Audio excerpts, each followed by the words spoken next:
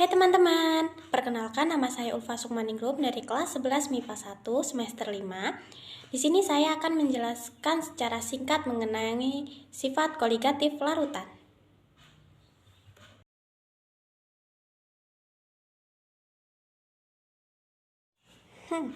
Teman-teman tahu tidak sih apa itu sifat koligatif?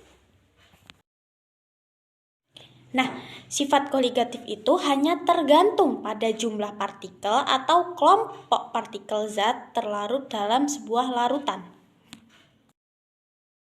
Molalitas dalam sifat koligatif itu, molalitas ini menyatakan jumlah mol zat terlarut dalam 1 kg itu sama dengan 1000 gram pelarut.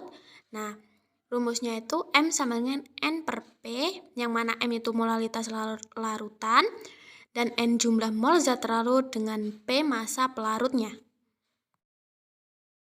Selain itu ada juga rumus molalitasnya, yaitu M sama dengan N kali 1000 per P. Di dalam sifat koligatif itu ada yang dinamakan dengan fraksi mol, yang mana fraksi mol itu menyatakan perbandingan jumlah M, molalitas zat terlarut atau pelarut terhadap jumlah mol larutannya. Rumus fraksi mol yaitu XA sama dengan NA dibagi NA ditambah NB. Rumus kedua XB sama dengan NB dibagi NA ditambah NB. Jumlah fraksi mol pelarut dengan zat terlarut 1 itu XA ditambah XB sama dengan 1.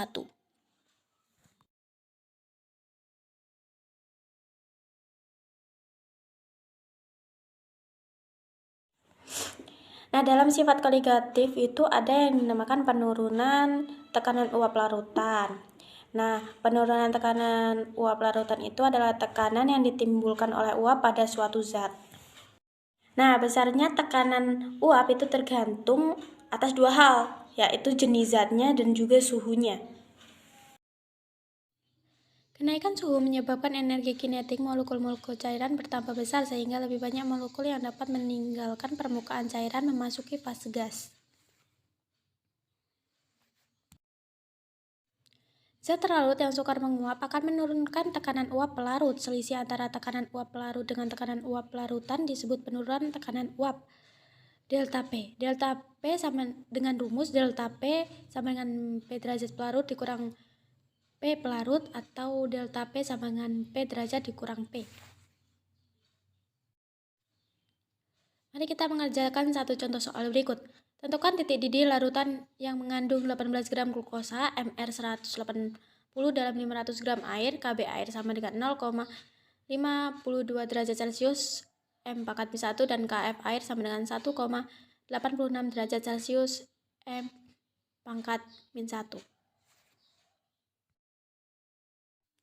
Dalam soal tersebut kita dapat mencari jumlah mol glukosa terlebih dahulu, yang mana 18 gram dibagi 180 gram mol pangkat min 1 itu hasilnya 0,1 mol, dan molalitas larutannya 0,1 mol dibagi 0,5 kg yang hasilnya 0,2 mol kilogram pangkat min 1.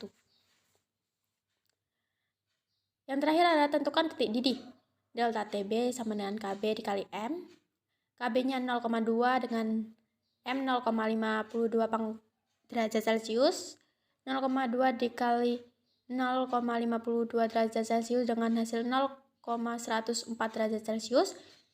Lalu titik didih larutan sama dengan titik didih pelarut ditambah delta TB, yang mana titik didih pelarutnya itu 100 ditambah delta TB-nya 0,104 derajat Celcius dengan hasilnya 100,104 derajat Celcius.